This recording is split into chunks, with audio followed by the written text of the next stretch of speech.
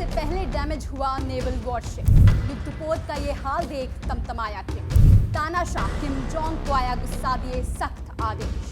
Kim Jong की हुई international बेइज्जती। कौन बनेगा किम जोंग की सनक का शिकार। नमस्कार दोस्तों, आप देख रहे हैं डीएनपी इंडिया, हर खबर भरोसे के साथ। दोस्तों, उत्तर कोरिया का ड्रीम प्रोजेक्ट 5000 टन के विध्वंसक जहाज लॉन्चिंग से पहले ही डैमेज हो गया।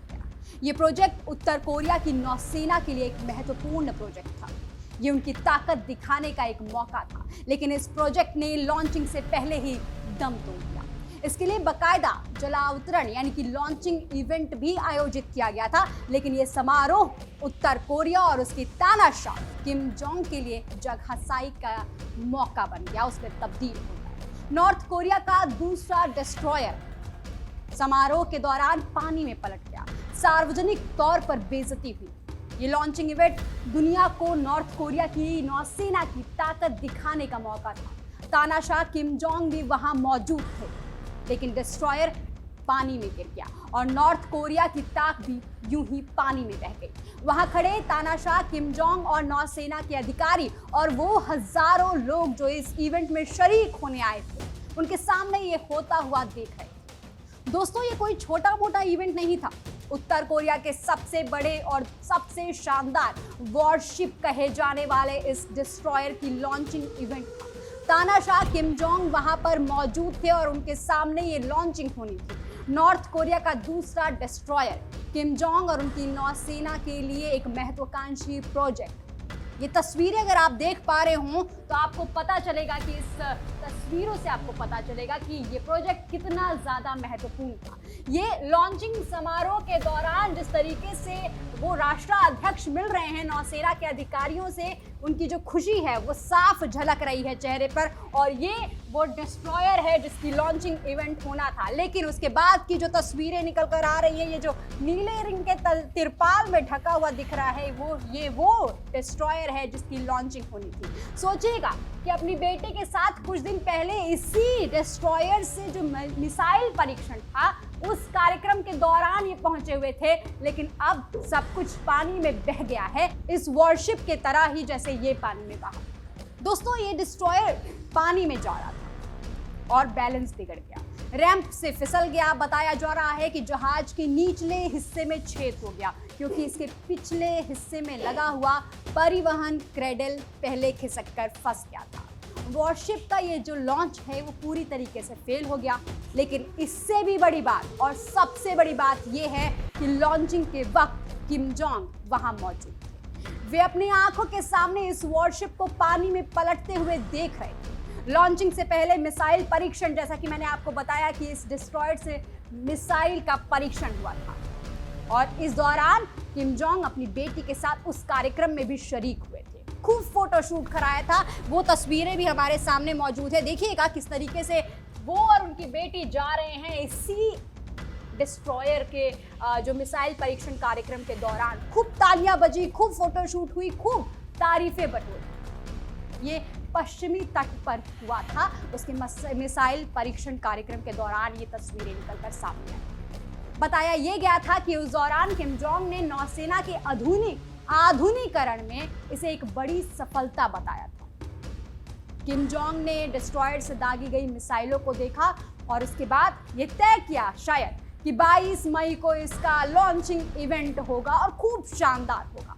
नॉर्थ कोरिया के पूर्वी तट चेंगाजिन नॉर्थ ईस्टर्न शिपयार्ड पर भव्यता के साथ दुनिया को ये दिखाना चाहते थे, या कह लीजिए कि साउथ कोरिया और अमेरिका से मिलने वाली धमकियों का वो इस लॉन्चिंग से जवाब देना चाहते थे। बताना चाहते थे कि अब नॉर्थ कोरिया के पास पानी में मौजूद होगा एक बड़ा फ्लीट, उनका दूसरा डिस्ट्रॉयर। लेकिन किस्मत ने किम जोंग का साथ नहीं दिया और ये इवेंट पूरी तरीके से फेल हो गया। आमूमन ऐसा नहीं होता है कि उत्तर कोरिया अपनी गलती मान ले, लेकिन ये हुआ है। उत्तर कोरिया ने इस डिस्ट्रॉयर की असफलता को माना है। किम जोंग ने इस डिस्ट्रॉयर को नौसेना की एक बड़ी सफलता बताया था, लेकिन जैसे ये असफल हो गया, इसके असफलता के साथ ही किम जोंग का जो सपना था वो चूर-चूर हो गया। किम जोंग ने इसे शर्मनाक और आपराधिक कृत्य बताया है। उन्होंने इसके लिए जिम्मेदार लोगों को सजा देने की भी कसम खाई है। अब लोग सोच रहे हैं दोस्तों, पूछ रहे हैं ये सोशल मीडिया पर कि अपनी तानाशाही के लिए कुख्यात किम जोंग इस असफलता के लिए आखिर क्या सजा देंगे? क्या तोप से उड़ा देंगे या कुछ और करेंगे? क्योंकि वो ऐसा करते हुए आए। 2015 में किम जोंग ने अपने रक्षा मंत्री को तोप से उड़वाया था। 2024 में बाढ़ रोकने में नाकाम 30 अधिकारियों को मरवा दिया गया था। और यही नहीं, अक्टूबर 2022 में 2 किशोरों को सिर्फ इसलिए मरवा दिया गया क्योंकि वे अमेरिका दक्षिण कोरिया की वेब सीरीज देख रहे थे। लेकिन अब सोचिएगा दोस्तों कि ये गलती किम जोंग के लिए कैसी होगी? इस बार क्या होगा और इस बार कौन उसकी सनक का शिकार होगा? ये सनक फिलहाल किम जोंग पर हावी है और लोग पूछ रहे हैं कि कौन होगा तानाशाह किम जोंग के सनक का शिकार? उसके नेवी के अधिकारी या कोई और क्या होगी सजा? क्योंकि खबरों की माने तो जिम्मेदार अधिकारियों की गिरफ्तारी फिलहाल शुरू हो गई है। सजा क्या होगी, इसकी दहशत नॉर्थ कोरिया में मौजूद है। खैर दोस्तों, कोरियाई न्यूज एजेंसी KCNA ने शुक्रवार को कहा कि गंभीर नुकसान नहीं हुआ है, इसे लगभग 10 दिनों में ठीक कर लिया जाएगा। लेकिन सवाल यह है दोस्तों कि अगर नुकसान इतना नहीं हुआ है तो आखिर किस बात से नाराज और गुस्से में है किम जोंग कि उन्होंने इसे क्रिमिनल एक्ट के तौर पर देखा है? क्योंकि नॉर्थ कोरिया के नेवी ने इस काम को करने के साथ साथ बताया ये जा रहा था कि ये दोनों ही लोगों के लिए बहुत महत्वाकांक्षी, और ये जो तस्वीरें आप देख रहे हैं कि किस तरीके से किम जोंग जो हैं वो पूरी तरीके से इस प्रोजेक्ट में संलिप्त थे। वो चाहते थे कि ये प्रोजेक्ट पूरी तरीके से सफल रहे, लेकिन ऐसा नहीं हुआ। और अब लोग कह रहे हैं कि इसकी वजह से इंटरनेशनल लेवल पर बेइज्जती हुई है, क्योंकि आज इंटरनेशनल मीडिया इसे कवर कर रही है, बता रही है कि कैसे इनका डिस्ट्रॉयर फेल हो गया, पानी में उतरने के दौरान ही फिसल गया और बह गया। और ये किम जोंग के लिए चूंकि एक महत्वपूर्ण प्रोजेक्ट था तो इसलिए सबकी निगाहें भी इसकी तरफ। अब ये डिस्ट्रॉयर के बारे में फिलहाल दुनिया जानती है, किम जोंग भी ये जानते हैं कि अब ये सफल नहीं हुआ है, कब तक हो पाएगा ये एक बड़ा सवाल। लेकिन ये दरअसल क्यों था ये भी समझ लेते हैं कि क्यों ये किम जोंग और उसकी नौसेना के लिए इतना महत्वपूर्ण था। दरअसल दोस्तों, ये नॉर्थ कोरिया का दूसरा और सबसे बड़ा डिस्ट्रॉयर था, जिसकी लंबाई करीबन 142 मीटर की थी और लगभग 5000 टन वजन था। नॉर्थ कोरिया के राष्ट्राध्यक्ष ने इसे समुद्री सीमा को महफूज रखने के लिए बनवाया था। नए जहाज का नाम बताया जा रहा है कि चोंगहोन था, जो कोरियाई स्वतंत्रता आंदोलन के दौरान एक प्रमुख व्यक्ति था, जिसे जापानी विरोधी संघर्ष भी कहा जाता है, उसके नाम पर रखा है।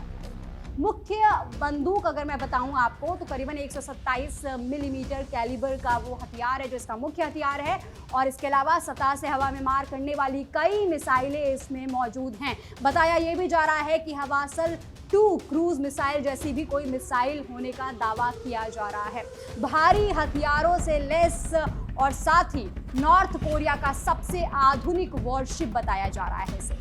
इसे जल्द से जल्द नौसेना में शामिल करने के उद्देश्य से विकसित किया जा रहा था। हालांकि ये सपना अधूरा रह गया।